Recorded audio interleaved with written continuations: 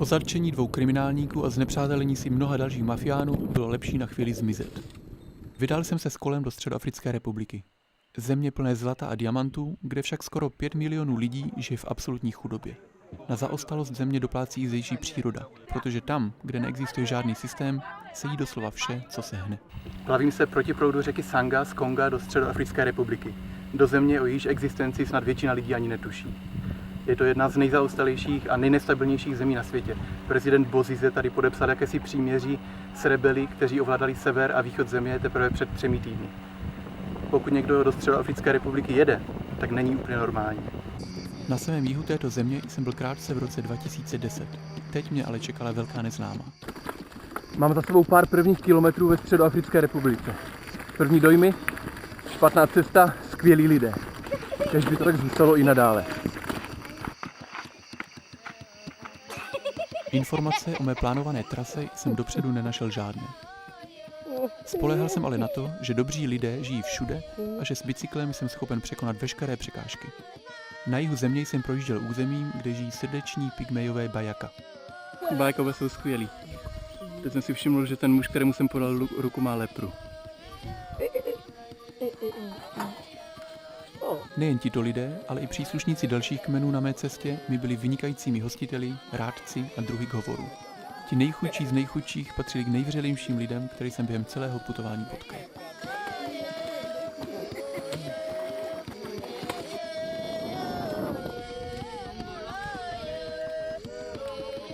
Takto například vypadá typické vítání projíždějícího cyklisty úplně neznámými lidmi.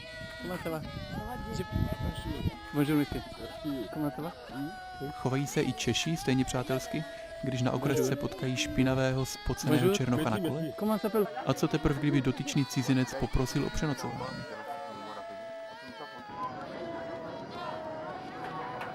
Čekal mne úsek více než 600 km až k hranici Čadu.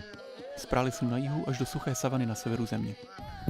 Jsem ve Středoafrické republice v Nola a právě se plavím přes řeku Mambere a Kadeji, které se tady slévají do řeky Sanga na druhou stranu. Cesta prý bude hodně špatná. Na mapě to všechno vypadá jako hlavní cesta. Bez ohledu na skutečnost, že jsem jel někdy doslova po kozí stezce. Měl jsem ale radost. Asfalt pod koly nemám rád a pomalým tempem jsem alespoň mohl obdivovat všechnu tu krásu okolo.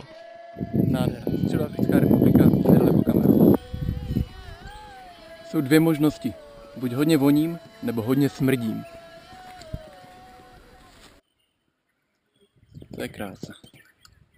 Pro bezobratlé mám od dětství slabost. Tedy až na jednu výjimku.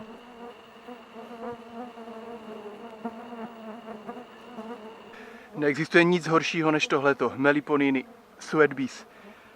Jsou tady úplně všude a člověk si nemůže odpočinout. Lezou do očí, do nosu, do uší, jsou mezi nohama, pod paží, na batohu. Meliponiny, potní včelky, mi neumožňovaly si oddychnout. Sotva jsem totiž zastavil, obsypali mne a já byl nucen po několika minutách v šílenství opět šlápnout do pedálu.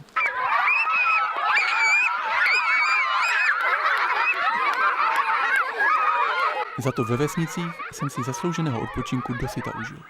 Opravdu vypnout a na nic nemyslet jsem mohl jedině v sedle kola. Prostě šlapat na sever. Je více důvodů, proč jdu přes Afriku na kole a tohle je jeden z nich. Přes cestu totiž občas spadne strom a bude trvat několik dní, než se takto ručně sekirou anebo mačetou odstraní. Tady se mě ujala eskorta ve Středoafrické republice. Dle plánu jsem chtěl ujet přibližně 100 km každý den a někdy se mi to podařilo. A někdy ne. Písek. Tohle je hodně špatný vtip. 100 km písku.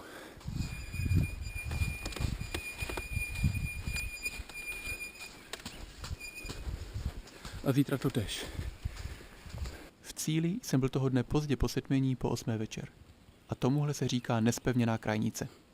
V včerejších 14 hodinách na cestě a 100 km písku jsem nepohodl nabídkou kamionáka, že mě sveze 30 km přes největší pískoviště Široký za firmu. Je m'appelle Mathieu de Yalogué. Moi, je m'appelle plutôt Talok de Baï. Mon nom c'est Mamad Na nákladáku jsem se seznámil s polovinou okresu a po překonání ďábelských 30 km písku jsem opět pokračoval po 2 kolech. Písek. O autě si můžu nechat jenom zdát, občas tady projde nějaká kráva nebo pavián. Vzal jsem to 100-kilometrovou zkratkou, která vedla jen tábořiští nomádů a drobnými vesničkami. Cesto se krásně proměnila v pěšinu, ale jede se dobře, není tady písek a ani moc kopců. V této oblasti už žádní sloni nežijí, i když místa je tu dost a dost. Války a chudoba udělali své. Krajina kolem mě se výrazně proměnila. Deštný les nahradila stromová savana a já mířím dále na sever, do města Puzu. Dneska mě čeká asi 90 km po takové nádherné pěšince. Ve Středoafrické republice jsem se naučil nové slovo. Semipermanentní most. V praxi to vypadá tak. První defekt, rána jako z děla. Nevím, na co jsem najel, možná nějaký hřebík. Po 2000 kilometrech zklamal i plášť a proto duše explodovala tak hlasitě jako explodovala. Snad se mi to podaří tady opravit. Asistence mám více než dost.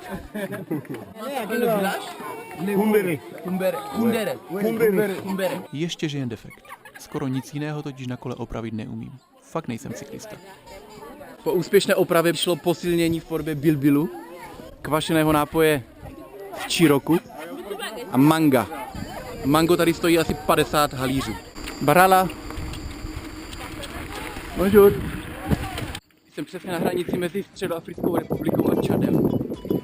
Do Čadu jsem se už jednou krátce podíval. Moje tehdejší snaha dobít saharská pohoří ale ztroskotala na tom, že mi nějaký uličník ukradl všechny peníze. Musel jsem se stáhnout do Kamerunu. Snad mne neznámý Čad podruhé přijme přívětivě.